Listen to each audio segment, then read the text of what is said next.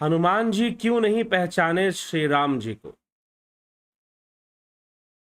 श्री रामचरितमानस पर जो चर्चाएं आगे बढ़ रही हैं, श्री रामचरितमानस के अंतर्गत हमने अब तक जो सुना, बालकांड की चर्चाएं, फिर अयोध्या कांड की चर्चाएं, फिर अरण्य कांड के अंदर जो चर्चाएं आती हैं वो भी हमने सुना। पंचवटी की चर्चा, चित्रकूट की चर्चा, और फिर अब आज से प्रारंभ हो रहा है किष्किंधा कांड। किष्किंधा कांड की चर्चा हम आज से प्रारंभ कर रहे हैं। किष्किंधा कांड की चर्चा से पहले अरण्य कांड में छोटी सी चर्चा आती है कि देवऋषि नारद पहुंचते हैं श्री रामचंद्र जी के पास और प्रभु के चरणों को प्रणाम करके कहते हैं कि प्रभु, मेरे कारण से यह सब हो रहा है, क्योंकि मैंने ही अज्ञानता में आपको श्राप दे दिया। तब श्री रामचंद्र जी देवऋषि नारद को समझाते हैं कि मैंने जो भी किया वो क्यों किया, क्योंकि मैं नहीं चाहता कि कोई भी मेरा भक्त इस माया के जाल में फिर से फंसे, आसक्तियों में फंसे। इसीलिए तुम्हारे कल्याण हेतु मैंने जो भी तुम्हारे साथ किया, तुम्हारे कल्याण हेतु किया, और अब भी जो हो रहा है वो कल्याण हेतु ही हो रहा है। इसलिए इसमें दुखी होने या चिंतित होने की बात नहीं है। श्री रामचंद्र जी दंडकारण्य में भ्रमण करते हैं। शबरी जी से मिलने के बाद, माता शबरी से मिलकर, वनों को घूमकर, पंपा सरोवर में स्नान करके श्री रामचंद्र जी ऋष्यमुख पर्वत की ओर निकल पड़ते हैं। जो मार्ग माता शबरी ने दिखाया था कि इस दिशा में जाइए, आप ऋष्यमुख पर्वत के ऊपर पहुंच जाएंगे। अब ऋष्यमुख पर्वत के ऊपर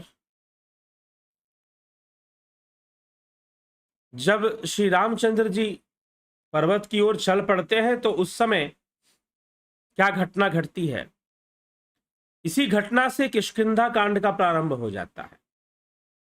किष्किंधा प्रदेश में श्री रामचंद्र जी प्रवेश कर गए हैं, और इस प्रदेश में प्रवेश करने के कारण जितनी भी घटनाएं हैं वो किष्किंधा के अंदर ही घटती हैं। इसीलिए इस कांड को किष्किंधा कांड कहा गया है। अरण्य कांड की सारी घटना अरण्य में, मतलब वन में घटती हैं। अयोध्या कांड की सारी घटना अयोध्या से संबंधित है, अयोध्या में घटती हैं। तो इस प्रकार से इन कांडों का तो नाम है, वैसे ही किष्किंधा कांड का भी वर्णन आता है। और यहां पर एक बहुत सुंदर घटनाएं हैं, कई घटनाएं हैं जो किष्किंधा कांड में हैं, और उस पर लोग चर्चाएं करते हैं, प्रश्न करते हैं। तो जिन विषयों पर प्रश्न किया जाता है उन विषयों को हम जरूर चर्चा में लेंगे, और उस पर चर्चा कर कर उसका आवश्यक जो संशय निवारण है, जो समाधान है, वो करने का प्रयास करेंगे। अरण्य कांड की कई चौपाइयों और कई बातों पर चर्चाएं की जाती हैं, लेकिन विचार करने योग्य है कि उस चर्चा का क्या अर्थ निकलता है और हमें उसका अर्थ कैसे समझना चाहिए।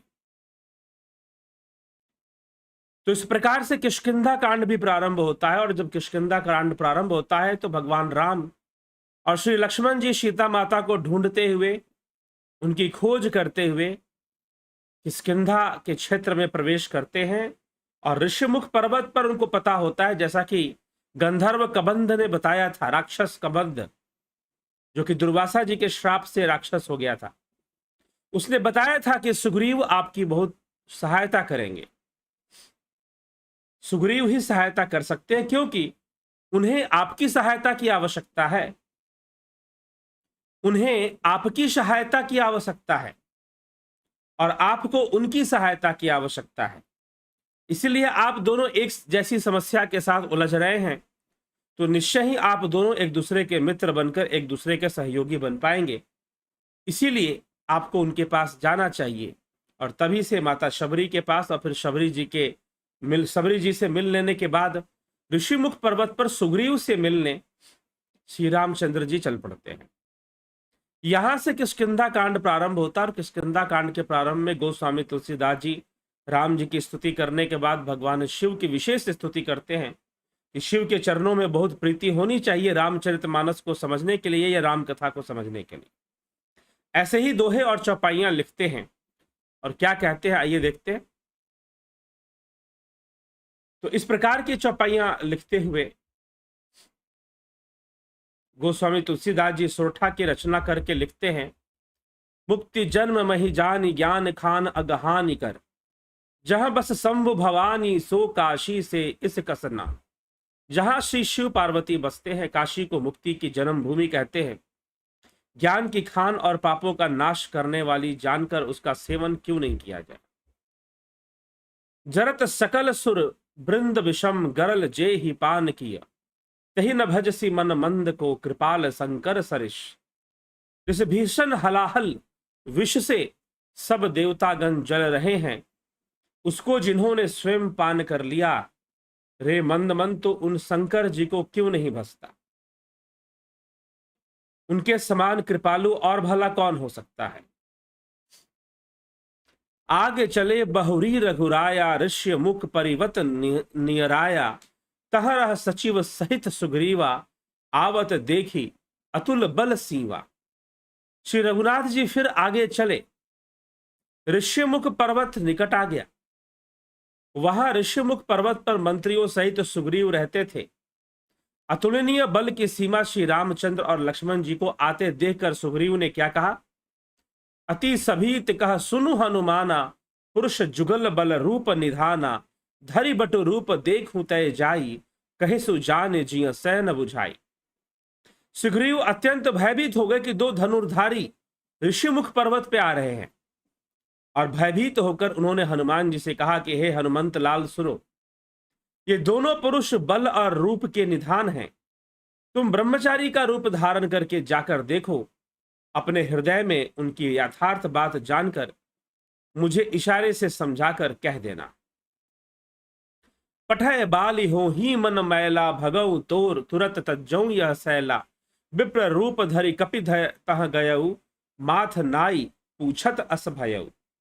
यदि वे मन के मनील बाली के भेजे हुए योद्धा हैं तो मैं तुरंत ही इस पर्वत को छोड़कर भाग जाऊंगा।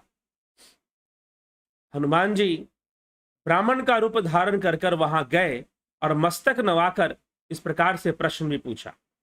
तो सुग्रीव के अंदर तमोगुण की विशेषता है और इस कारण से सुग्रीव भागने में लगा है। देखिए श्री रामचंद्र जी और सुग्रीव लगभग एक जैसी परिस्थिति में है, लेकिन फिर भी सुग्रीव भागने में लगा हुआ है, बचने में, लेकिन श्री रामचंद्र जी भागने बचने का कोई काम नहीं कर रहे हैं। एक तरफ सुग्रीव की पत्नी का भी हरण हो रखा है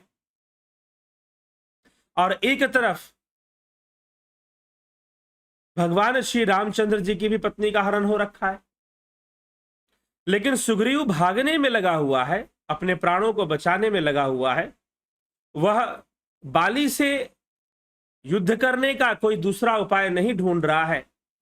निश्चय ही पहले प्राणों की रक्षा सर्वोपरि है, फिर भी कोई उपाय ढूंढे, परंतु श्री रामचंद्र जी ऐसा कुछ भी नहीं कर रहे। शांति से वन वन भटक रहे हैं, साधारण मन की तरह, मानव की तरह वन वन भटक रहे हैं कि कैसे सीता माता का पता लगाया जा सके। और हनुमान जी वेश बदलकर विप्र रूप धारण कर विप्र रूप धरि कपितः गयऊ, माथ नाई पूछत अस भयऊ। और जाकर श्री रामचंद्र जी से उनका परिचय पूछते हैं। क्या पूछते हैं, को तुम श्यामल गौर शरीरा, को तुम श्यामल गौर शरीरा, छत्र रूप फिरहूं बनबीरा, कठिन भूमि कोमल पदगामी, कवन हेतु बिचरहु बन स्वामी। हनुमान जी ने परिचय पूछ दिया श्री रामचंद्र से कि आपका परिचय क्या है। जिस रामचंद्र जी को केवट देखते पहचान गए थे, शबरी देखते पहचान गई थी, हनुमान जी क्यों नहीं पहचान रहे। केवट पहचान गए क्योंकि केवट तो निषाद राज के श्रृंगेरपुर के थे। निषाद राज और राम जी को पहले से पहचानते थे और माता शबरी को तो पहले से पता था। गुरुओं ने उन्हें कहा था, ऋषि मुनियों ने कहा था कि तुम्हारी कुटिया में राम चलकर आएंगे एक दिन। हनुमान जी कोई ऐसा उद्देश्य लेकर नहीं, क्योंकि हनुमान जी इस समय सुग्रीव के पक्ष में खड़े हैं। सुग्रीव का पक्ष उनको धार्मिक लगता है। बजरंगबली सेवक हैं, उनकी पहचान सेवा से है, उनकी पहचान उनके कर्म से है। वो श्री रामचंद्र जी को नहीं पहचानते। पहली बार में जैसे केवट ने पहचान लिया, शबरी ने पहचान लिया, ऐसा हनुमान जी नहीं पहचान रहे हैं। क्यों नहीं पहचान रहे हैं? एक बार ऐसे ही किसी विद्वान से ऐसी चर्चा होगी, क्या हनुमान जी निम्न कोटि के संत थे कि वो केवट जैसे जैसे केवट ने श्री रामचंद्र जी को देखते ही पहचान लिया, बोला कि मांगी नाव न केवट आना, कहा ही तुम्हार मर्म में जाना। मर्म में जाना, मैं आपके मर्म को जानता हूं। जैसे देवी शबरी ने पहचान लिया, लेकिन यहां हनुमान जी पहचानने में क्यों चूक गए श्री रामचंद्र जी को? अब यहां पर एक प्रश्न खड़ा होता है और जाकर उनसे प्रश्न करते हैं, को तुम श्यामल गौर शरीरा, छत्र रूप फिरहूं बनबीरा, कठिन भूमि कोमल पदगामी, कवन हेतु बिचरहूं बन स्वामी। हे वीर, सांवले और गोरे शरीर वाले आप कौन हैं जो क्षत्रिय के रूप में वन में फिर रहे हैं? हे स्वामी, कठोर भूमि पर कोमल चरणों से चलने वाले आप किस कारण वन में विचर रहे हैं? इस प्रकार से बजरंगबली ने प्रश्न किया श्री रामचंद्र जी से। लेकिन हमारा मूल प्रश्न यह है कि बजरंगबली हनुमान जी देखते हुए ही श्री रामचंद्र जी को क्यों नहीं पहचानते? कुछ विद्वानों में और भक्त प्रवृत्ति के उसमें यह चर्चा चल गई, तो किसी ने कहा कि नहीं भाई, बंदर थे तो शायद उनकी बुद्धि काम न की, ऋषियों का श्राप था तो वो भूल जाया करते थे। लेकिन कैसे राम को भूल सकते हैं और पहचाने क्यों नहीं?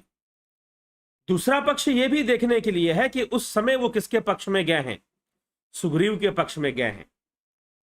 छोटी छोटी बातें हैं बजरंगबली के जीवन में, इसीलिए अब बहुत सारी रहस्यमयी घटनाएं घटने वाली हैं।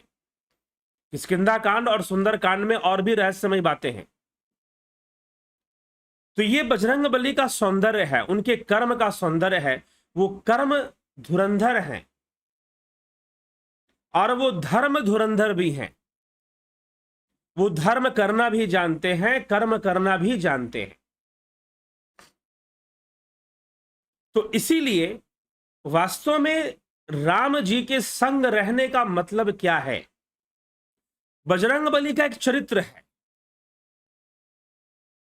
यदि आप रामायण पढ़ोगे, रामचरितमानस पढ़ोगे, तो आपको एक विशेषता नजर आएगी कि वैसे तो जब भी हम भगवान राम का नाम लेते हैं तो हमें हनुमान जी के नाम का स्मरण हो आता है, इसमें कोई संशय नहीं है। जब भी हम भगवान राम का नाम लेते हैं तो हनुमान जी का स्मरण हो आना कोई बड़ी बात नहीं है। सीता जी का स्मरण हो आना, लक्ष्मण जी का स्मरण, भरत जी का स्मरण हो ही जाएगा, स्वाभाविक सी बात है। लेकिन राम जी के साथ सीता जी की बहुत समीपता थी, राम जी के साथ लक्ष्मण जी की बहुत समीपता थी, नजदीकी थी, और भरत जी की भी समीपता थी, भाई थे वो, पारिवारिक रिश्ते हैं सबके साथ। लेकिन हनुमान जी के साथ कोई पारिवारिक रिश्ता नहीं है। निषाद राज के साथ भी कोई पारिवारिक रिश्ता नहीं, लेकिन वो पड़ोसी थे और मित्र थे, बचपन के मित्र थे। निषाद राज पहले से परिचित थे, उनको पहचान करवाने की कोई आवश्यकता नहीं। वो जानते थे कि भाई ये मेरे राज्य में जो आए हैं ये तो साक्षात राम और लक्ष्मण है, राजकुमार है अयोध्या के, मैं इनको जानता हूं, भली बात।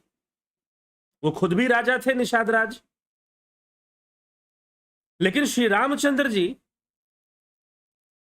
जब किष्किंधा पहुंचते हैं ऋषिमुख पर्वत पर, तो हनुमान जी तो नहीं जानते थे रामचंद्र जी को, लेकिन फिर वो विद्यावान, गुणी, अति चातुर, तत्वज्ञानी भी हैं, धर्म धुरंधर भी हैं, कर्म धुरंधर भी हैं, सेवक भी हैं। तो हनुमान जी क्यों नहीं पहचानते श्री राम जी को? सबके साथ बहुत समीपता थी, लेकिन अगर आप बाहरी दृष्टिकोण से राम कथा पढ़ोगे, वाल्मीकि रामायण पढ़ो या आप ये तुलसीदास जी की रामायण पढ़ लो, तो आपको एक रहस्य मिलेगा कि राम और हनुमान में कोई बाहरी समीपता नहीं थी। ये अलग बात है कि बिना बजरंग बली की पूजा किए राम जी की पूजा नहीं हो सकती, और राम जी से भी ज्यादा मंदिर बजरंग बली के मिलते हैं पूरे देश भर में, हनुमान जी के मिलते हैं।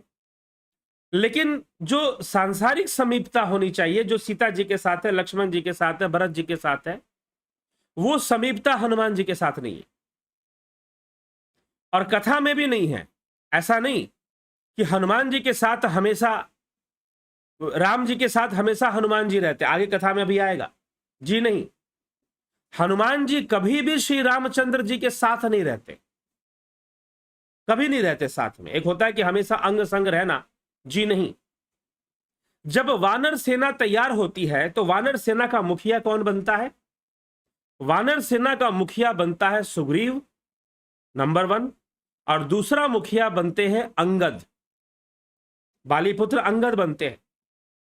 हनुमान जी वानर सेना के एक साधारण सैनिक हैं, और सैनिक के पोस्ट पे ही रहते हैं, उनका पद, उनकी पदोन्नति नहीं होती। चलो, अंगद तो राजकुमार, सुग्रीव राजा बन गया बाली वध के बाद, वानर सेना तैयार हुई, लेकिन हनुमान जी का पद क्या है? क्या हनुमान जी सेना के मुखिया होते हैं? जी नहीं, एक साधारण सैनिक होते हैं। अगर वो सीता माता की खोज करते भी हैं तो जामवंत जी के कहने पे करते हैं।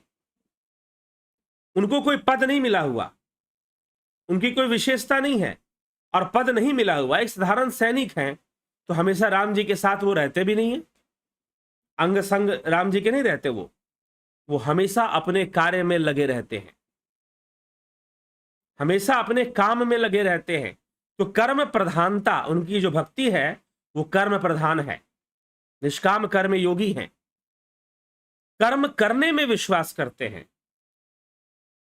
तो उनकी भक्ति कर्म प्रधान भक्ति है, वो कर्म करने में, सेवा करने में वो विश्वास करते हैं, और उनकी जो सेवा है वो शाश्वत राम की सेवा है। अभी यदि वो सुग्रीव के पक्ष में है तो वो धर्म के पक्ष में है, वो धर्म के पक्ष में राम की ही सेवा कर रहे हैं।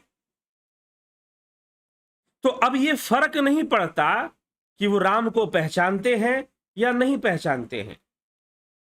जो भक्त अपने कर्मों से प्रवीण है, जो योगी, जो साधक अपने कर्मों से प्रवीण है, क्या फर्क पड़ता है कि उसे भगवान दर्शन देने आएंगे कि नहीं आएंगे, या उसे मिलेंगे कि नहीं मिलेंगे?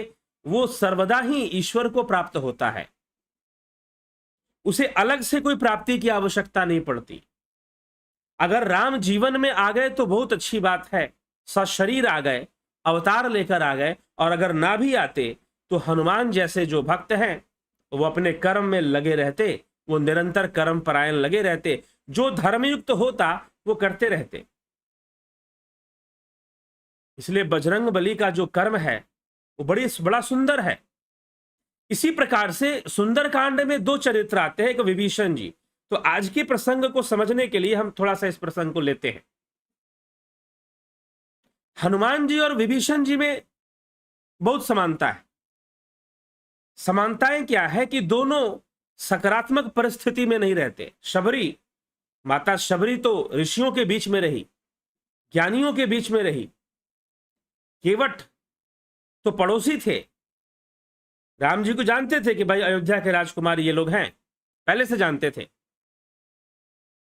लेकिन हनुमान जी और विभीषण जी राक्षसों के बीच में रहते हैं, लेकिन फिर भी अपने कर्म से बने हुए हैं, अपने कर्म से उन्होंने अपने आप को बना के रखा हुआ है।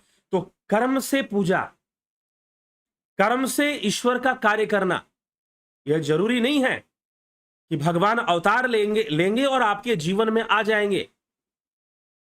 अब ना जाने कितने वनवासियों से राम मिल गए होंगे, हो सकता है कि लोग ना जान पाए हों ये तो अवतारी राम है, युगा अवतार राम ही हमारे वन में, हमारे गांव में आए हुए हैं। कितने वनवासी होंगे? कृष्ण ने तो अपना विकराल रूप दुर्योधन के सामने प्रकट कर दिया, फिर भी दुर्योधन नहीं जान पाया। उसने कहा कि मायावी कृष्ण है, ये माया फैलाता है, इसको पकड़ लो। अपराधी उसे बना दिया और पकड़ने की आज्ञा दे दी। इस प्रकार से वर्णन आता है। इसीलिए हमें विचार करना है, हमें समझना है कि श्री रामचंद्र जी हनुमान जी नहीं पहचान रहे, हनुमान जी अपने कार्य में व्यस्त हैं। उन्हें पता है कि सुग्रीव के साथ अन्याय हुआ है। जो काम श्री राम जी करने आए हैं उस काम को हनुमान जी पहले से कर रहे हैं। उन्हें पता है कि बाली बहुत बड़ा तपस्वी राजा है, बहुत पराक्रमी है, और बाली दुष्ट भी नहीं है, सत्य तो यह है। लेकिन इस समय वो गलत है, इस समय वो अधर्म का साथ दे रहा है। इस समय उसने जानबूझकर बिना सत्य को जाने अपने भाई का सारा अधिकार छीन लिया है, उसकी पत्नी का भी हरण कर लिया है, और इस प्रकार से घटना घट रही है। पूरी कथा पढ़नी चाहिए, कहा सुनी की बातों पर कोई निष्कर्ष नहीं निकालना चाहिए। अधूरी बात पढ़कर नहीं, अगर इतना ही शौक है उत्तरों को प्राप्त करने का तो चौपाई चौपाई पढ़िए, ठीक है, तभी जाके उत्तर मिलेगा और कुछ समझ में आएगा। यहां तो हम मूल तत्वों को समझाने का काम करते हैं, चलिए ठीक है। तो बजरंगबली अपने कार्य में लगे हुए हैं। राम जी आ गए तो भी ठीक, अगर ना आते तो वो भी तब भी अपना कर्म में लगे रहते, अपने सेवा कार्य में, अपने धर्म के कार्य में लगे रहते। लेकिन यह विशेष बात है कि राम जी स्वयं उनके जीवन में आ गए। राम जी स्वयं उनके जीवन में आ गए और इस समय उनका कर्तव्य है, इस समय उनका कार्य है सुग्रीव की रक्षा करना। अपने उसके बड़े भाई बाली से, सुग्रीव की बड़े नहीं थे, जुड़वे ही कहे जाते हैं लगभग, तो बाली से रक्षा करना सुग्रीव की, क्योंकि सुग्रीव धर्म के पक्ष में है। इस समय अनाथ है, वो कोई साथ देने वाला उसका नहीं है, तो इस समय उसकी सहायता करनी चाहिए। हनुमान जी को पता है यदि भगवान भी आएंगे तो इस समय सुग्रीव का ही साथ देंगे, इसीलिए वो अपने कर्म में लगे रहे, कर्म परायण बने रहना। और जो वास्तव में ईश्वरीय तत्व को जान जाते हैं, जो समझ लेते हैं, वो इस बात की प्रतीक्षा नहीं करते कि भगवान उनके जीवन में आएंगे नहीं आएंगे, भगवान दर्शन देंगे नहीं देंगे। वो अपने कर्म में सर्वदा ही लगे रहते हैं, हमेशा ही वो अपने कर्म में लगे रहते हैं। और बजरंगबली का यही चरित्र है कि वो अपने सदकर्म में, अपने धर्म, अपने सच्चे कार्य में, श्रेष्ठ कर्मों में वो सदा ही लगे रहते हैं। अब वो राम जी को पहचाने या ना पहचाने कोई फर्क नहीं पड़ता है, क्योंकि वो हमेशा ही सेवा में लगे होते हैं। और रामचंद्र जी यही हनुमान जी को कहते हैं कि सेवक तो मुझे बहुत प्रिय हैं। आइए सुनिए क्या चर्चा होती है, चौपाइयों के माध्यम से सुनते हैं और चौपाइयों के माध्यम से समझते हैं कि क्या चर्चा होती है। तो हनुमान जी प्रश्न करते हैं, को तुम श्यामल गौर शरीरा, छत्र रूप फिरहूं बन बीरा, कठिन भूमि कोमल पदगामी, कवन हेतु विचरहूं बन स्वामी। हे वीर, सांवले और गोरे शरीर वाले आप कौन हैं जो क्षत्रिय के रूप में वन में फिर रहे हैं? हे स्वामी, कठोर भूमि पर कोमल चरणों से चलने वाले आप किस कारण वन में विचर रहे हैं? मृदुल मनोहर सुंदर गाता, सहत दुसह बन आतप बाता, की तुम तीन देव महकऊ, नर नारायण की तुम दो। मन को हरण करने वाले आपके सुंदर कोमल अंग और आप वन के दुस्सह धूप और वायु को सह रहे हैं।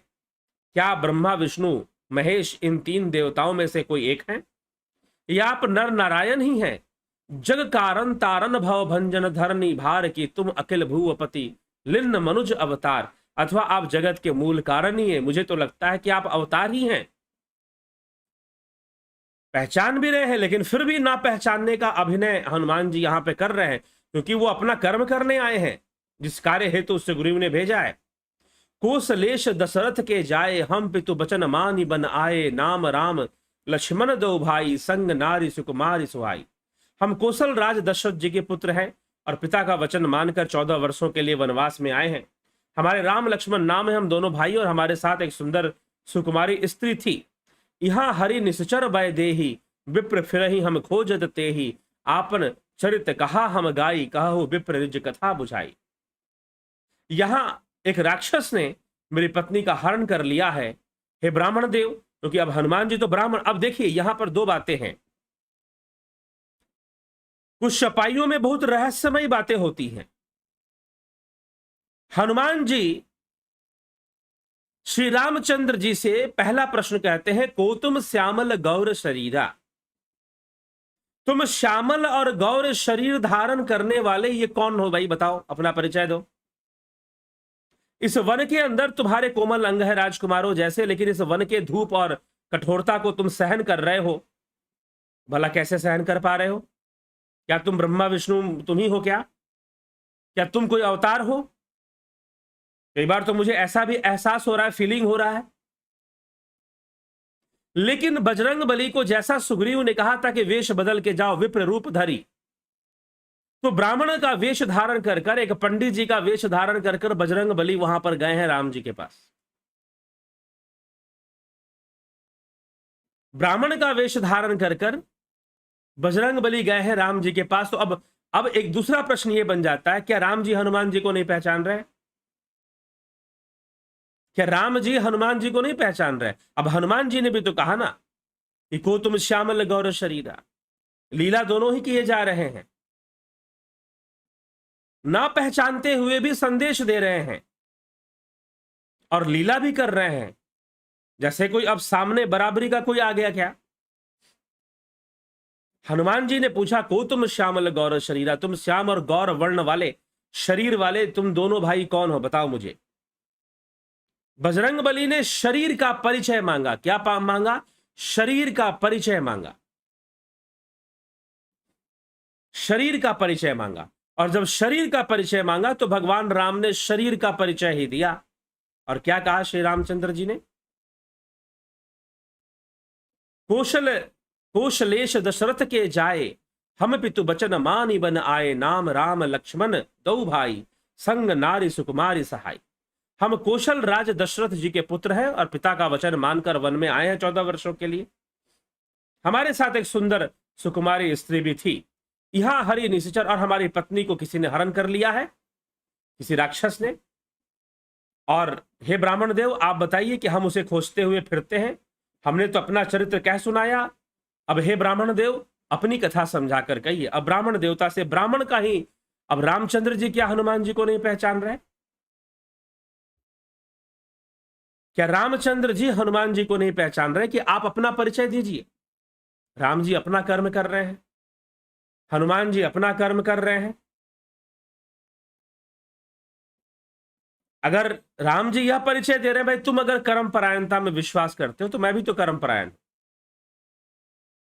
क्योंकि हनुमान जी कर्म परायणता में विश्वास करते, कर्म करने में विश्वास करते, और कर्मों से ही भक्ति की प्रधानता है, भक्ति की प्रधानता है। अवतार को ढूंढने से नहीं। भगवान आ गए तो भी ठीक, ना आए तो भी कर्म तो करना है। धर्म रूपी कर्म का निर्वाह तो करना है, धर्म हेतु कर्म का निर्वाह तो करना है, धर्म के लिए। और हनुमान जी पहले से लगे हुए हैं अपने कार्य में, अपने सेवा में। जो कार्य राम जी करने आए हैं उस कार्य में हनुमान जी पहले से सुग्रीव के साथ लगे हुए हैं। अब यहां पर यह चर्चा आगे बढ़ती है और राम जी अब परिचय पूछते हैं कि तुम बताओ कि भाई तुम कौन हो। अब ब्राह्मण वेश में आए थे तो उन्होंने पूछा कि हे ब्राह्मण देवता, आप बताइए आप कौन है। मैंने तो अपना परिचय दे दिया, अब आप अपना परिचय सुनाइए। तो उस समय बजरंग बली कुछ कहें, क्या होता है। प्रभु पहचान परेव गही चरना, सो सुख उमा जाई नहीं बरना, पुलकित तनमुख आव न बचना, देखत रुचिर वेश कै रचना। प्रभु को पहचान कर हनुमान जी उनके चरणों में पड़कर पृथ्वी पर गिर गए। और हे पार्वती, वह सुख वर्णन नहीं किया जा सकता। शिव जी कहते हैं शरीर पुलकित है, मुख से वचन नहीं निकलता। वे प्रभु के सुंदर वेश की रचना देख रहे हैं। पुनि धीरज धरी अस्तुति किन्ही, हर्ष हृदय निज नाथ ही चन्ही, मोर न्याऊ मैं पूछा साई, तुम पूछहु कस नर की नाई। फिर धीरज धरकर अब हनुमान जी अब प्रश्न करते, क्रॉस क्वेश्चनिंग चलेगी यहां पर। प्रश्न करते हैं कि हे नाथ, अपने नाथ को पहचान लेने से हृदय में हर्ष हो रहा है। स्वामी, मैंने जो पूछा वह मेरी पूछना तो न्याय था, परंतु आप मनुष्य की तरह कैसे पूछ रहे हैं? आप भी तो मनुष्य की तरह पूछ रहे हैं। मैंने जो आपसे पूछा वो न्याय के अनुकूल था। भाई मैं तो, अब देखिए हनुमान जी कैसे काउंटर करते हैं भगवान श्री राम को। वास्तव में यहां पर दो अवतार आमने सामने हैं। भले वो एक सेवक की लीला करते हैं और एक स्वामी की लीला करते हैं, दो महाअवतार आमने सामने हैं, एक सेवक की लीला करते हैं, एक स्वामी की लीला करते हैं। तो बजरंग बली ने कहा कि भाई मैं तो भक्त आदमी हूं, सेवक हूं, और सेवक तो इधर उधर फिसल सकता है, अब जवाब भी तो देना है ना। अब हनुमान जी ने राम जी को नहीं पहचाना तो पहले जवाब हनुमान जी देते हैं कि मैंने आपको नहीं पहचाना, मेरी बात छोड़ दीजिए, मैं तो सेवक आदमी हूं, लेकिन आपने क्यों नहीं पहचाना? आप मुझसे ब्राह्मण होने का परिचय मांग रहे हैं, ठीक है। तो आगे सुनिए क्या कहा जाता है। पुनि धीरज धरी अस्तुत किन्ही, हर्ष हृदय निज नाथ ही चिन्ही, मोर न्याऊ मैं पूछा साई। मेरे लिए तो न्याय संगत है कि मैंने आपसे पूछा आपका परिचय, आप बताइए आप कौन है। को तुम श्यामल गौर शरीरा, शरीर का परिचय मांगा हनुमान जी ने, ठीक ना। लेकिन परंतु आप मनुष्य की तरह पूछ रहे हैं कि आप ब्राह्मण देवता कौन है, आप तो अंतर्यामी प्रभु हैं, तो फिर ऐसी बातें क्यों करते हैं। तव माया बस फिरहु भुलाना, ताते मैं नहीं प्रभु पहचाना। मैं तो आपकी माया के वश भूल गया था सब।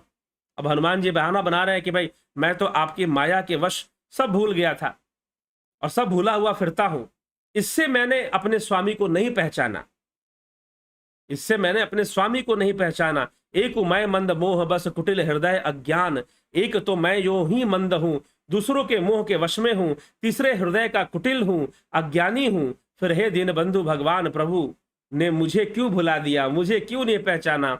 अब देखो हनुमान जी ने बात कैसे पलट दी, पहले ही सफाई दे दी।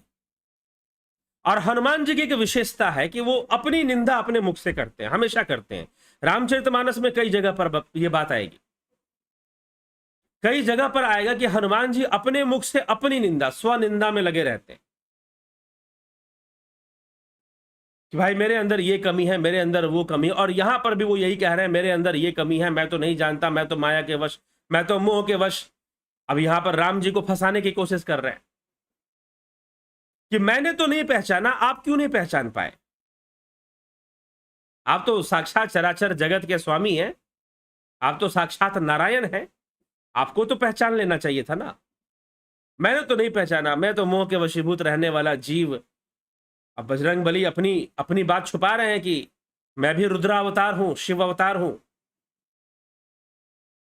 लेकिन नहीं आप हैं, मैं तो सेवक हूं, साधारण जीव हूं, मोह के वश, माया के वश। अरे छोड़ो मेरी बातें, मेरा ना पूछना न्याय संगत है, मैं नहीं पहचान पाया, न्याय संगत है। लेकिन आप भी मुझे ब्राह्मण वेश में देकर मुझे ब्राह्मण का परिचय मांग रहे हैं। अब यहां पर यह शिकायत हनुमान जी ने कर दिया, जो प्रश्न उनके ऊपर बनता है वो राम जी पर डाल दिया। ये उनकी, अब देखो यही इसी को कहते हैं बुद्धि और विवेक। इसलिए हनुमान जी को कहा गया कि विद्यावान गुणी अति चातुर, चतुर हैं, चतुर वक्ता हैं, बोलने में चतुर हैं, बात करने में चतुर हैं और विद्यावान हैं। लेकिन फिर भी वो बार बार एक ही बात रिपीट करते हैं कि मैं तो मंद बुद्धि हूं, मोह के वशीभूत हूं, तीसरे हृदय का कुटिल और अज्ञान हूं। फिर हे दीनबंधु भगवान प्रभु ने मुझे क्यों भुला दिया। यद्यपि नाथ बहु अवगुण मोरे, सेवक प्रभु पैर परय जनि भोरे, नाथ जीवतः माया मोहा, सो निस्तरई तुम्हारे हूं छोहा।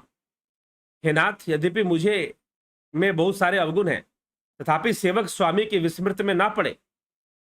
हे नाथ, जीव आपकी माया से मोहित है और वह आप ही की कृपा से निस्तार पा सकता है। तापर मैं रघुवर दुहाई, जानहु नहीं कछु भजन उपाई, सेवक सुतपति मातु भरोसे रही, असोच बनई प्रभु पोसे। उस पर हे राम जी, मैं आपकी दुहाई करके कहता हूं कि मैं भजन साधना कुछ नहीं जानता, मैं सेवक हूं। सेवक स्वामी के और पुत्र माता के भरोसे निश्चिंत रहता है, प्रभु को सेवक का पालन पोषण करते ही बनता है। क्योंकि जो सेवक बन गया उसका पालन पोषण तो प्रभु को करना ही पड़ेगा ना। मुझे भजन साधना ज्यादा मत सिखाइए इस समय। यद्यपि सिद्ध योगी हैं, अष्ट सिद्धि को प्राप्त करने वाले महान योगी हैं, अपनी तपस्या से, अपनी साधना से हनुमान जी ने प्राप्त कर रखा है, सब कुछ मिल रखा है उन्हें, परमात्मा तत्व के नित्य ज्ञानी हैं। लेकिन फिर भी यहां पर वो लीला करते हुए कहते कि मैं भाई चलो मैं तो जीव हूं, माया के वशीभूत हूं, मैंने नहीं पहचाना आपको। अरे आपको तो पहचान लेना चाहिए था कि मैं कौन हूं। अब देखिए, अब ये शिकायत किस लिए, इसकी क्या आवश्यकता पड़ गई? तो कहते कि देखिए मुझे ज्यादा भजन साधना नहीं पता, मैं सेवा करता हूं और हमेशा ही सेवा में लगा रहता हूं। अर्थात राम जी जब तक नहीं भी आए हैं तो भी हनुमान जी अपनी सेवा में लगे हुए, अपने काम में लगे हुए। क्या वो स्वामी आएगा तब सेवा करेंगे क्या? उनको पता है कि राम का कार्य क्या है। जो राम को जानता है, जो ज्ञानी भक्त है, इसीलिए भगवान कृष्ण ने कहा कि मुझे ज्ञानी सबसे प्रिय है। श्री कृष्ण भगवान ने क्यों कहा? रामचरितमानस में भी आता है, श्री रामचंद्र जी ज्ञानी, ज्ञानी भगत सबहू से प्यारा। ज्ञानी भगत ही सबसे प्रिय है। क्यों? क्योंकि वो ज्ञानी है, उसे आज्ञा की आवश्यकता नहीं होती, उसे ये बताने की आवश्यकता नहीं होती कि ये करना है कि ये करना। उसे he knows very well what should me do, मुझे क्या करना है। वो बहुत अच्छे से जानता है कि क्या करना है। इसीलिए भगवान कृष्ण कहते हैं ज्ञानी भक्त मुझे प्रिय होते हैं। हनुमान जी राम जी को प्रिय हैं और हनुमान जी ज्ञानी भक्त हैं। उनको पता है कि कौन सी सेवा, कौन सा कार्य प्रभु को प्रिय है, तो मैं हमेशा ही सेवा में लगे रहता हूं। मतलब राम जी नहीं भी पहुंचे थे, राम जी नहीं भी पहुंचे थे तो भी वो अपने सेवक रूपी धर्म में लगे हुए थे। वो अपने सेवक रूपी धर्म में लगे हुए थे। अब एक बात बताओ भाई, कोई डायरेक्शन तो था नहीं। अब राम जी ने कोई संस्था तो बनाई नहीं थी, कोई संगठन, कोई संस्था राम जी ने बनाई हो कि भाई ये काम करोगे तो मेरा काम कहलाएगा। जैसे कि आजकल के गुरु जी लोग हैं ना, संस्थान बनाते हैं, आश्रम बनाते हैं और अपने शिष्यों को आश्रम की वृद्धि में लगा देते हैं, संस्थान की वृद्धि में लगा देते हैं कि संस्थान की वृद्धि करो, संस्थान का प्रचार करो, संस्थान में धन बटोर के लाओ, डोनेशन इकट्ठा करके लाओ, फंडिंग ले आओ। यही गुरु जी की आज्ञा है। इसी संस्था में गुरु जी के चरणों में ही कल्याण होगा और नहीं। लेकिन राम की सेवा ऐसी नहीं होती। राम की सेवा, आप जहां भी आपको धर्म दिखाई दे रहा है वहां पर अगर काम करते हो, धर्म हेतु आप कार्य करते हैं, तो समझिए आप सेवक हैं। राम जी स्पेशल ऑर्डर लेकर आएंगे ऐसी कोई बात नहीं है, या स्पेशल रामायण में लिखा होगा धर्म रूपी कर्म करो तो राम की सेवा होती है।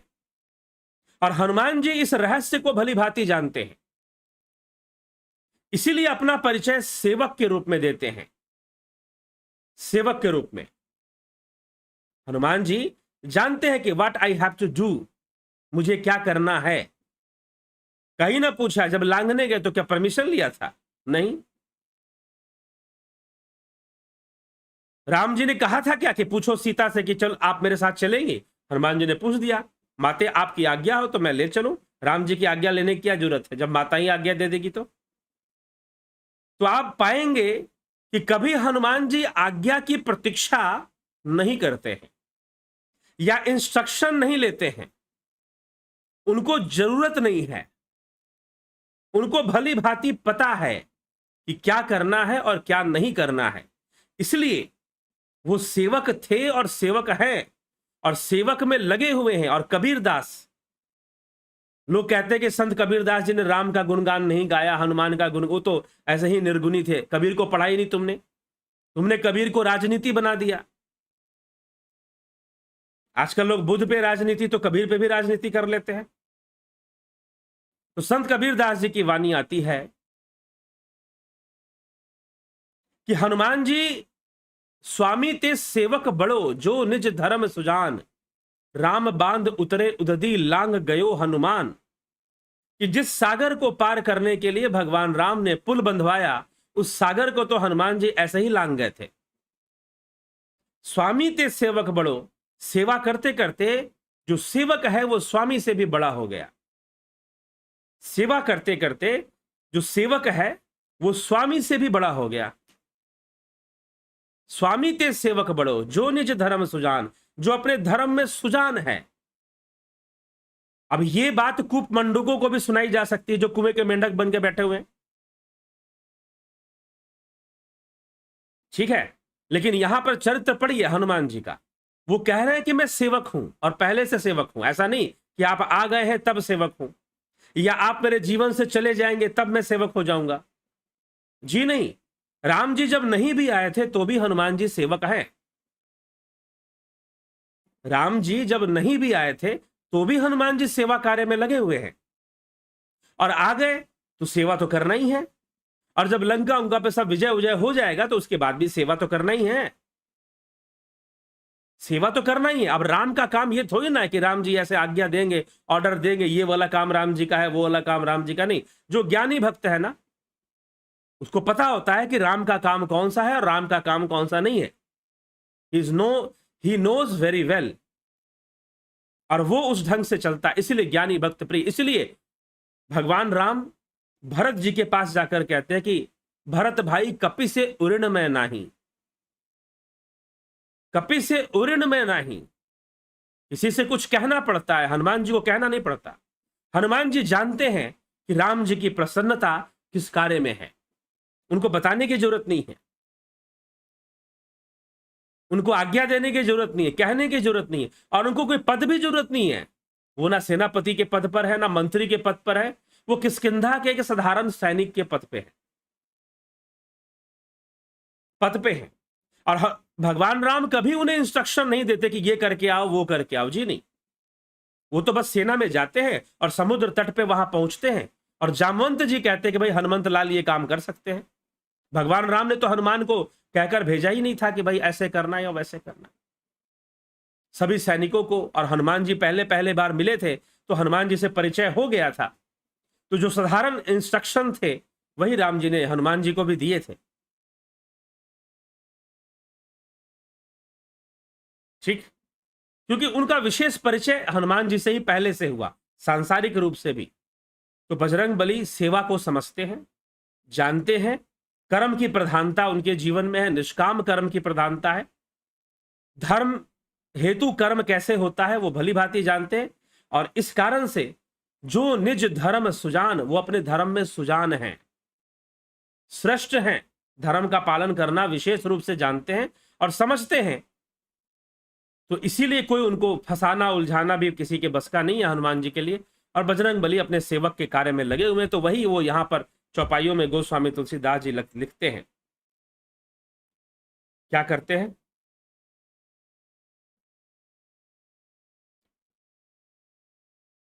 तापर मैं रघुबीर दुहाई, जानहु नहीं कछु भजन उपाई, सेवक सुतपति मातु भरोसे।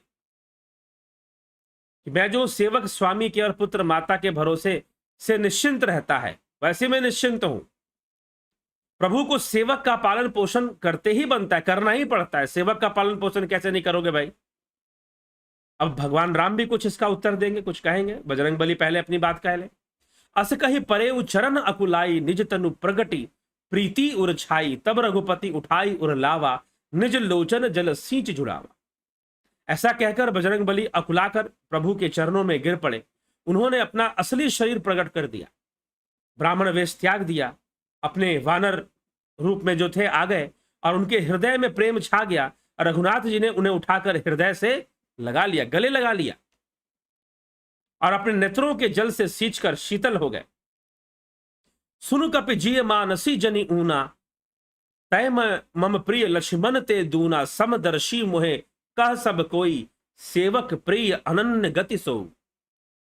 यह कपि सुनो, मन में ग्लानि मत मानना, तुम मुझे लक्ष्मण से भी 2 गुने प्रिय हो, क्योंकि लक्ष्मण जी को आज्ञा की जरूरत है कि भाई ऐसा करो या वैसा करो, लेकिन हनुमान जी को आज्ञा की जरूरत नहीं है। उनको पहले से पता है कि राम की इच्छा क्या है और राम की इच्छा मुझे कैसे पूर्ण करना है। तो जब राम वहां नहीं भी पहुंचे थे तो वो राम के कार्य में लगे हुए थे, और पहुंच गए तो भी, और जब नहीं भी रहेंगे शरीर रूप से तो भी वो राम के कार्य में लगे रहेंगे।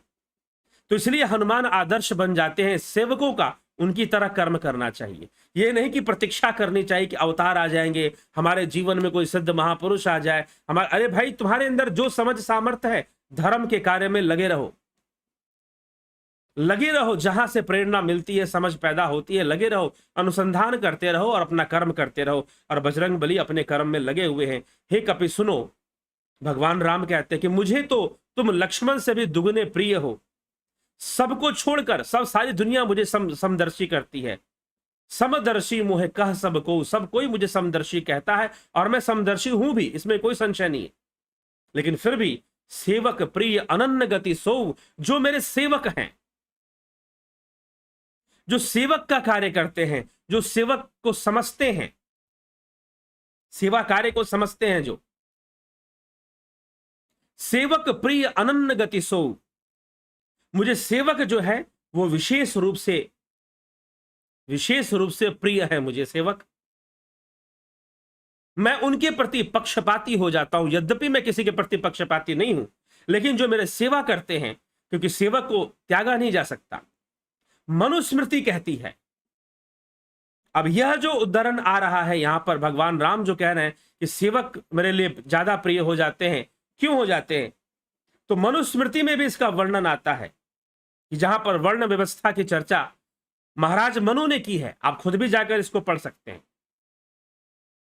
महाराज मनु कहते हैं कि ब्राह्मणों, जो ब्राह्मण थे या तो तपस्वी थे या बहुत गरीब थे, लेकिन क्षत्रिय विशेष रूप से धनवान होते ही थे, या वैश्य भी धनवान होते थे, शूद्र भी धन हो सकता था।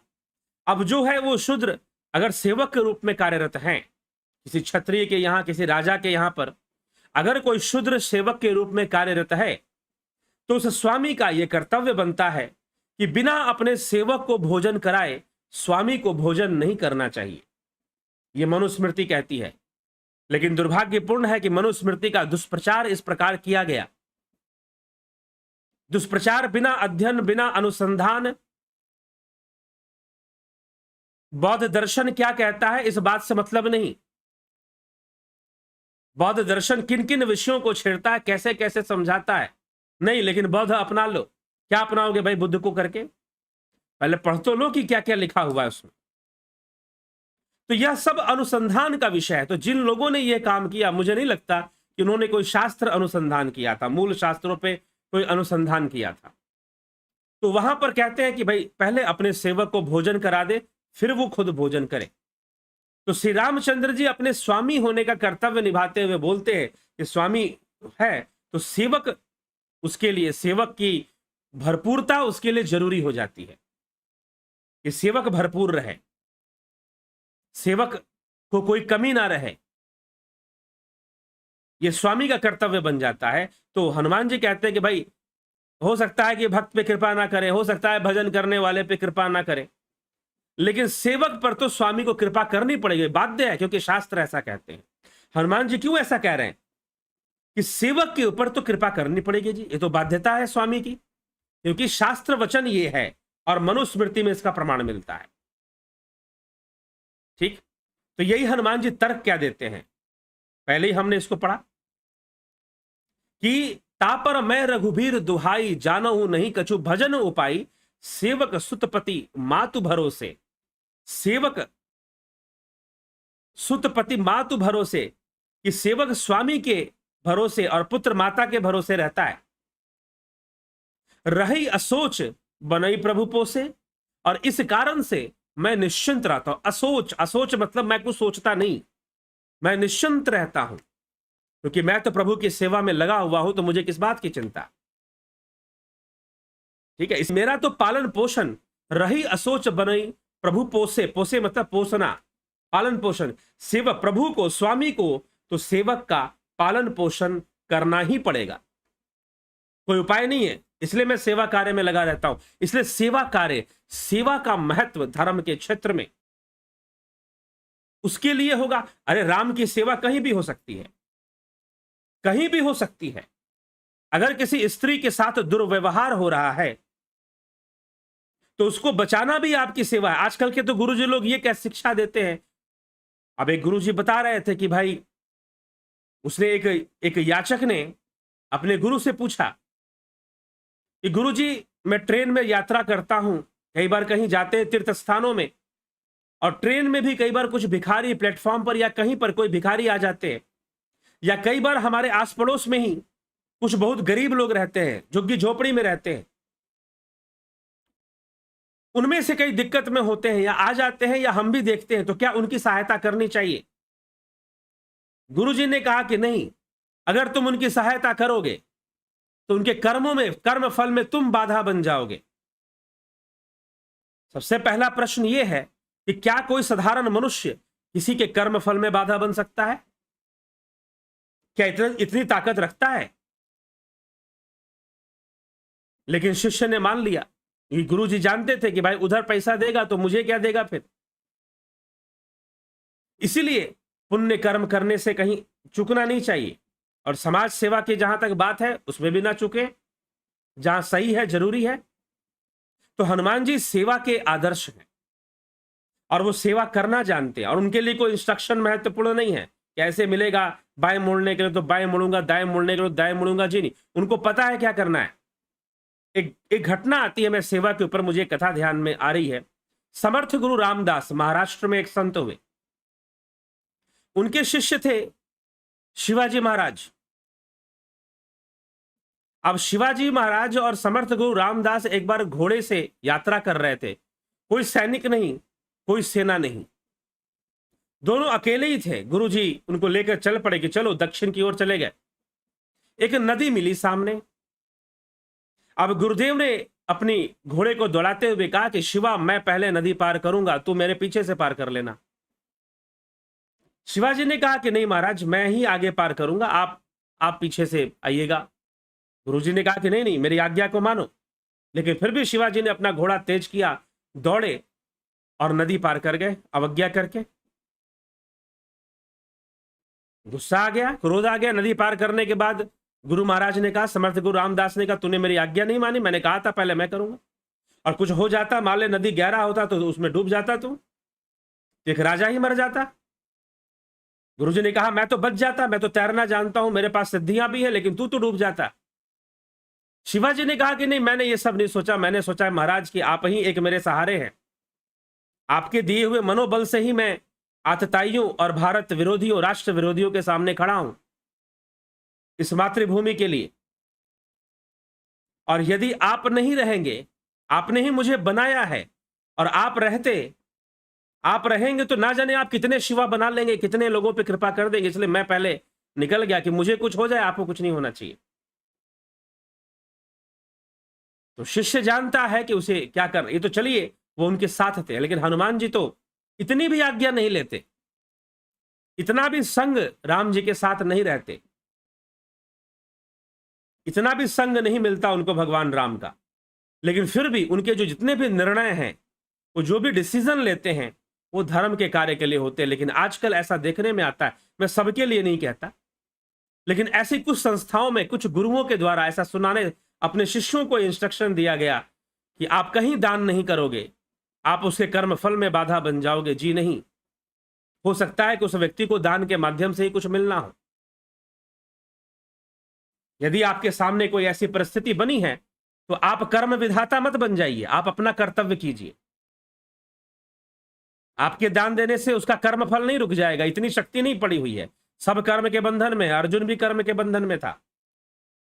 तो फिर इसकी चिंता क्यों करना, सेवा कार्य में लगे रहना चाहिए। अच्छा काम जहां भी दिखाई दे, धर्म का कार्य जहां भी दिखाई दे, वहां सहयोग करने में अगर आप कर सकते हैं, धन से, तन से, मन से, जैसे भी कुछ करने में लगे रहना चाहिए। और हनुमान जी धर्म सुजान है। भैया कहां, क्योंकि ठप्पा के नाम पे तुम उससे सेवा मानते रहोगे, पता चला कि सेवा के नाम पर कुछ और ही किए जा रहे हो, पता चलेगा सेवा के नाम पे कुछ और ही किए जा रहे हो।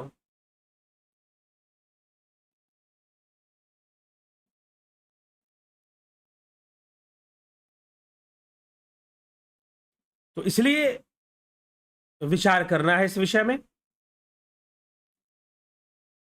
तो ठप्पा लगा लेने से कोई सेवक नहीं हो जाता, लेबल लगा लेने से कोई लेकिन दुर्भाग्यपूर्ण ये है ना कि लोग दिखते हैं, जहां पर अब संस्थानों में लोग धर्म का काम करते हैं, गुरु सेवा करते हैं, कुछ संस्थानों में गया लोग बहुत बढ़िया बढ़िया लेबल लगाकर, बैच लगाकर, और वो सेवाएं करते हैं। कई ऐसे, एक की बात नहीं कर रहा मैं, कई आश्रमों की बात कर रहा हूं, लोग करते, तो दिखता है कि आप सेवा कर रहे हैं और मान बढ़ाई भी खूब मिलती है। चलो भाई, गुरु की सेवा पाए मान, ज्योतिष भावे स्व प्रमाण, सुना दिया। लेकिन सेवा क्या होती है? सेवा कोई मान का विषय नहीं, सेवा कोई लेबलिंग का विषय नहीं है कि यहां पर लेबल किया। सेवा किसी संस्थान का विषय भी नहीं है कि फलानी संस्था के अनुयायी बनेंगे तभी सेवा होगी। अगर ऐसा होता तो राम जी भी एक संस्था बना लेते और बोलते कि भाई ये काम करो, और हनुमान जी को ये कहने की जरूरत नहीं पड़ती कि भाई मैं तो सेवक हूं, मतलब सेवक हूं, आई एम ऑलरेडी सेवक हूं, मैं बनने की जरूरत नहीं मुझे। हनुमान जी कहते हैं कि मुझे सेवक बनने की आवश्यकता नहीं है, मैं हूं सेवक ऑलरेडी, पहले से सेवक हूं, पहले से ही सेवा कार्य में लगा हुआ हूं। तो आजकल सेवा की परिभाषाएं बदल दी गई हैं। सेवा को लोगों ने कुछ और खासकर गुरुडम ने कुछ और ही सेवा बना दी है कि जब तक आप आश्रम में नहीं जाओगे, जब तक आप वहां कुछ नहीं करोगे, तब तक सेवा कहां की आपने। ठीक है, ऐसी परिभाषाएं दे दी गई हैं। लेकिन जो धर्म सुजान है, जो धर्म धुरंधर है, उसको ये सब बातें समझने की आवश्यकता नहीं। वो जानता है कि सेवक क्या है और सेवा कैसे होती है। He knows very well and he will do. और हनुमान जी कर रहे हैं और आगे भी ऐसे ही करते रहेंगे। और इसी सेवा के लिए रामचंद्र जी कहते हैं कि समदर्शी मोहे कह सब कोई, सेवक प्रिय अनन्य गति सोई। सेवक मुझे सबसे प्रिय है। यद्यपि मुझे सारी जनता, सारे लोग मुझे समदर्शी मानते हैं, शास्त्र भी मुझे समदर्शी कहते हैं, और हनुमान जी कहते हैं कि सेवक को तो निभाना पड़ेगा, सेवक की तो पालना करनी पड़ेगी स्वामी को। इसलिए हे स्वामी, आप मेरी पालना करते हैं और करेंगे। अब ये बात भी हनुमान जी अगर कह रहे हैं कि सेवक की पालना करनी पड़ेगी, वो इतने दावे के साथ कैसे कह रहे हैं? इसलिए दावे के साथ कह रहे हैं क्योंकि ये शास्त्र सम्मत तथ्य है। मनुस्मृति में भी ये बात लिखी हुई है कि सेवक को भोजन कराए बिना स्वामी को भोजन नहीं ग्रहण करना चाहिए। इस तरह से बातें लिखी हुई है।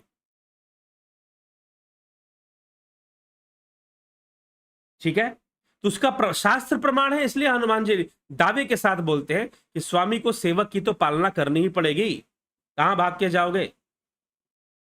और रामचंद्र जी कहते हैं कि सेवक तो मुझे सबसे प्रिय हैं, क्योंकि वो हमेशा, और हनुमान जी जैसे सेवक जो ज्ञानी भक्त हैं वो तो अत्यंत प्रिय हैं, क्योंकि उन्हें बताना भी नहीं पड़ता करना क्या है, वो तो खुद ही कर देते हैं जो करना है। समदर्शी मोहे कह सब को, सेवक प्रिय अनन्य गति सो, अनन्य जाके सतीमति न टरई हनुमंत, मैं सेवक सचराचर रूप स्वामी भगवंत। है हनुमान, अनन्य वही है जिसकी ऐसी बुद्धि कभी नहीं टलती कि मैं सेवक हूं, और यह चराचर जगत मेरे स्वामी भगवान का रूप है। कितनी सुंदर बात, राम जी ने सारा रहस्य खोल दिया। अब तक जितनी भी चौपाइयां और दोहे हमने पढ़े, सबसे सुंदर दोहा, सो अनन्य जाके असी मति न टरई हनुमंत, मैं सेवक सचराचर रूप स्वामी भगवंत। जो हनुमान जी कह रहे हैं उसको प्रमाणित कर दिया भगवान राम ने।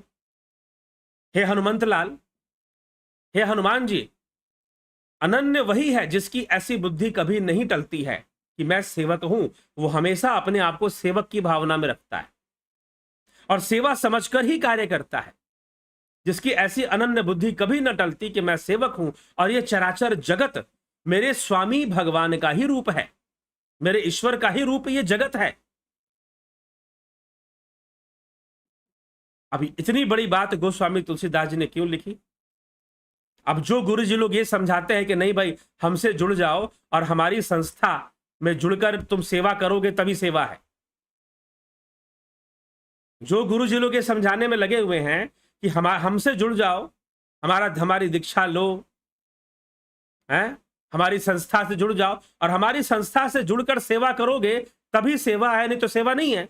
अब यहां पर तो भगवान कह रहे हैं कि संपूर्ण चराचर जगत को ही ईश्वर रूप समझना और हमेशा ये समझ के रखना कि मैं तो सेवक हूं, इस भाव में रखना कि मैं सेवक हूं। लेकिन सेवा किसकी? राम जी कहते हैं कि मैं राम हूं, मुझे भगवान मानो या ना मानो, ये संपूर्ण जगत, यह संपूर्ण जगत ही ईश्वरमय है, ऐसा यह संपूर्ण जगत ही स्वामीमय है, ऐसा समझकर सेवा करना इस संसार में। राम जी ये नहीं कहते कि मेरा काम करोगे बेटा तो सेवा है, मेरा काम नहीं करोगे तो सेवा नहीं है। ऐसा कोई उपदेश श्री रामचंद्र जी यहां नहीं दे रहे। वो कह रहे हैं, क्या कह रहे हैं? सो अनन्य जाके असीमति न टरई हनुमंत, मैं सेवक सचराचर रूप स्वामी भगवंत। हे हनुमान, अनन्य वही जिसकी ऐसी बुद्धि कभी न टलती कि मैं सेवक हूं, वो हमेशा अपने आप को सेवक कहता है। और ये संपूर्ण चराचर जगत मेरे स्वामी भगवान का रूप है। ये संपूर्ण जगत ही उसके भगवान का रूप है, जो ऐसी बुद्धि रखता है और इस जगत में वो अपना सेवा कार्य ढूंढ लेता है। तो राम ऐसा नहीं कि हनुमान जी आज सेवा शुरू करेंगे। तो गुरु सेवा के नाम पर मैं देखता हूं संस्थाओं में और तरह तरह के आश्रमों में गुरु सेवा के नाम पर कई बार एक तरह का साइकोलॉजिकल, वही कुएं का मेंढक लोगों को बना दिया जाता है। उन्हें कहा जाता है कि भाई यहां संस्थान में सेवा करोगे तो सेवा है, बाकी सेवा सेवा नहीं है। इस तरह की शिक्षाएं दी जाती हैं। लेकिन यहां रामचंद्र जी कह रहे हैं हनुमान जी से कि हमेशा अपने आप को सेवक मानो। और दूसरी बात कि संपूर्ण चराचर जगत ही स्वामी, ये स्वामी है, भगवान है, ये स्वयं ही ईश्वरमय मानो इसको। संपूर्ण चराचर जगत को ही ईश्वर मानो, फिर तो सेवा ही सेवा है ना। तो हनुमान जी राम जी की प्रतीक्षा नहीं कर रहे हैं।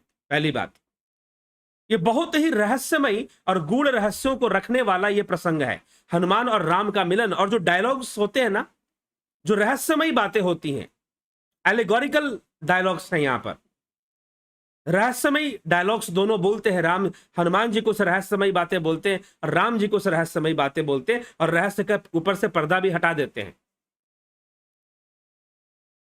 तो सेवा को समझिए। और क्यों नहीं पहचाना हनुमान ने? इसीलिए नहीं पहचाना, यह रहस्य प्रकट करना था। और राम जी ने कह दिया, संपूर्ण चराचर जगत को ही ईश्वर मानकर तुम सेवा करो, सेवा करो और ऐसी बुद्धि रखो, ऐसी समझ रखो, तो निश्चय ही अपना कल्याण करोगे। तुम्हारे माध्यम से कई लोगों का कल्याण होगा,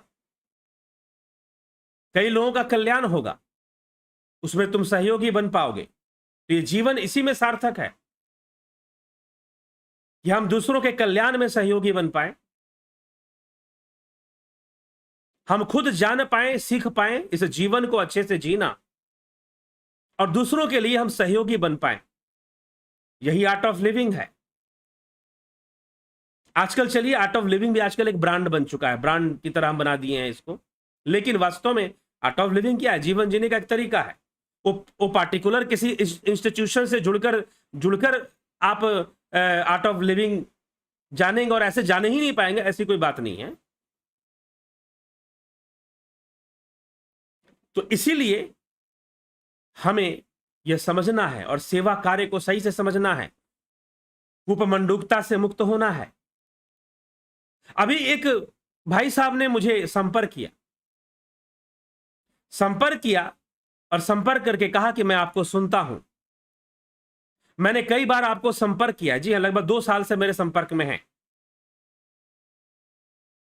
मैंने उनसे कहा कि आप ध्यान योग सीखिए, करिए। उन्होंने कहा कि मैंने संपर्क किया था तब भी ध्यान योग के लिए किया था, मैं ध्यान योग करने की बड़ी इच्छा है, मैं ध्यान योग करना चाहता हूं, मैं ध्यान योग करना चाहता हूं। मैंने कहा कि अवश्य करिए ध्यान योग। लेकिन मैं जब भी ध्यान योग करने जाता हूं तो मेरे मन में एक प्रश्न आ जाता है कि मैंने तो गुरु धारण कर रखा है। वो किसी प्रतिष्ठित गुरु से, जो कि बहुत फेमस है, इस समय प्रसिद्ध हैं, उनसे उन्होंने वहां पर गया और कुछ जो भी सीखा उन्होंने, ताकि मैं करता तो हूं थोड़ा बहुत जो उनसे सीखा है, लेकिन मुझे लगता है कि आपका कोर्स भी मुझे कर लेना चाहिए। लेकिन फिर मुझे गुरु के वचन रोक देते हैं कि कहीं मैं गुरु अवज्ञा तो नहीं कर रहा, मैं कहीं मैं गुरु को छोड़ तो नहीं रहा हूं, क्योंकि गुरु ने ऐसा बोल रखा कि बेटा मेरे यहां आ गए ना, अब कहीं और मत जाना, और जाओगे तो महापाप लगेगा, नरक का भोग भोगेगे। और अब गुरु जी ने तो बोल दिया, अब लाखों शिष्यों ने उसमें हाँ में मिला दिया, तो सब ऐसा मानते हैं, तो सब मान लेंगे। और यदि मैंने कहीं और से साधना सीख ली तो सारे मुझे बोलेंगे, अरे तुमने तो ये तो गुरु अवज्ञा कर दी तुमने। तो अब क्या है कि कूप मंडूक तो भरे पड़े हैं संसार में। अब अर्जुन के गुरु थे द्रोणाचार्य, पहले से गुरु थे, तो क्या कृष्ण गुरु नहीं बने? अर्जुन ने तो कृष्ण को भी गुरु माना, कहा कि हां आप मेरे गुरु हैं, अंत में मान लेता है। लेकिन कूप मंडूकता से लोग भरे पड़े हैं, भयंकर रूप से भरे पड़े हैं। और उसमें जो उन्हें कर देना चाहिए वो भी नहीं करते हैं, क्योंकि भाई हमारे गुरु जी ने तो इस तरह से समझाया था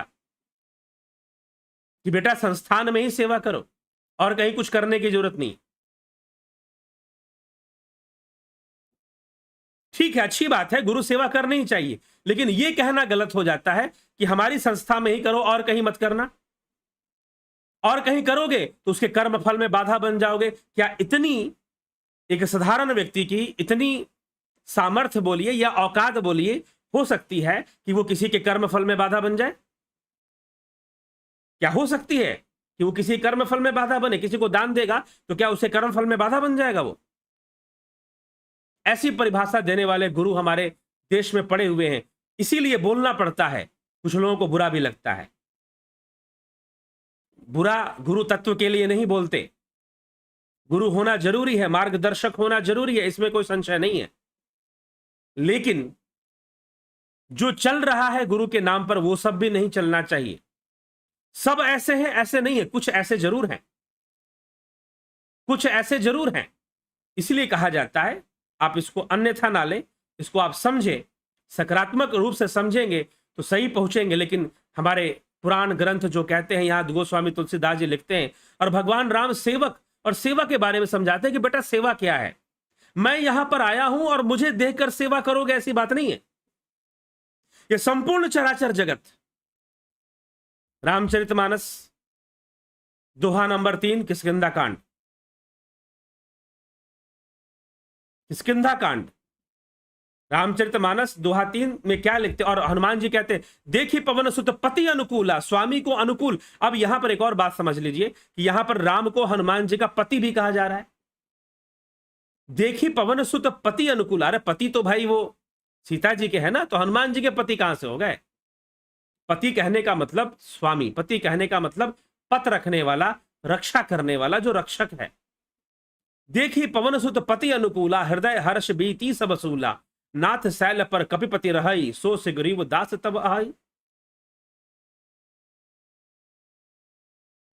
देखा कि ये तो मेरे विचारधार के, ये हनुमान जी को ये कब समझ में आया कि उनके पति उनके अनुकूल हैं। अब हनुमान जी के पति, देखी पवन सुत पति अनुकूला, गोस्वामी जी जो रचना करते हैं, पति का मतलब स्वामी, रक्षा करने वाला, जो रक्षक है उसको पति कहते हैं।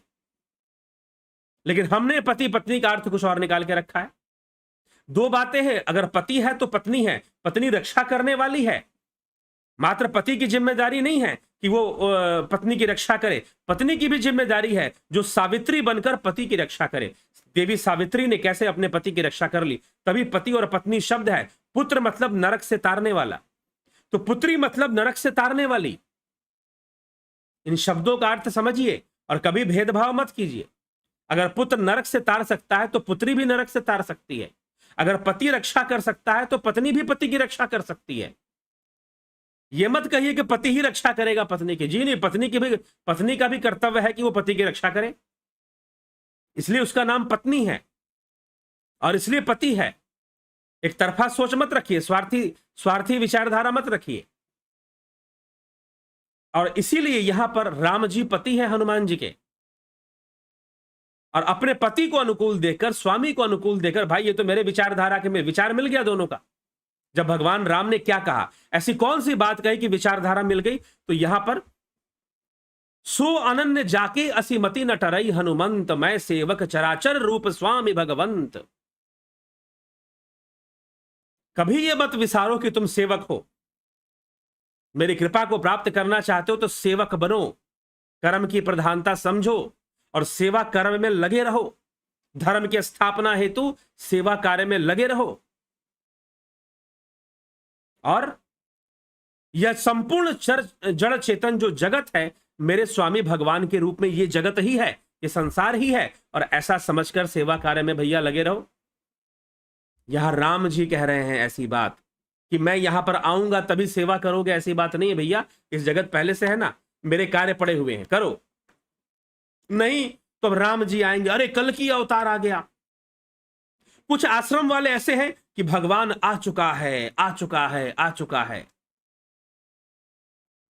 कल की अवतार हो चुका है, हो चुका है, हो चुका है।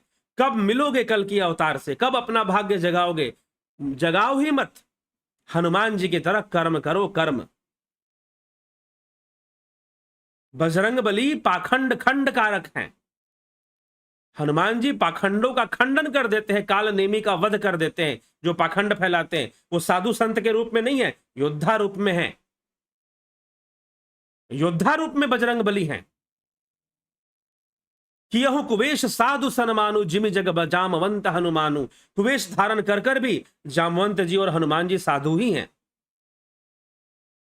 वो कर्म करने में लगे रहने वाले लोग हैं, हर हमेशा सर्वदा कर्म परायण है। और संपूर्ण जगत ही उनके लिए, संपूर्ण जड़ चेतन यह जगत ही उनके लिए राममय है, राममय है। वो राम की प्रतीक्षा नहीं करते कि अयोध्या। सेवा का जो गूढ़ रहस्य है वो किष्किंधा कांड के शुरुआत के चौपाइयों और दोहों में ही साफ, इतना साफ क्लियर किया गया है। तो राम की सेवा क्या है समझ लो। गुरु की सेवा क्या है इसे समझना पड़ेगा, नहीं तो कुएं का मेंढक, संस्थानीय मेंढक बनकर आप रह जाते हैं, इंस्टीट्यूशनल फ्रॉग। उसी की भाषा में टर टर करते रहेंगे सिर्फ। तो जब लेबल लगेगा, जब बैच लगेगा तब सेवा होगी क्या? हाँ, तो इस मानसिकता से बाहर निकलो, तो सेवा तो नहीं कर पाओगे, कुछ और ही कर दोगे। गुरुजी अब कुछ गलत करेंगे तो उसमें भी तुम लग जाओगे। सुना होगा आपने कई घटनाएं।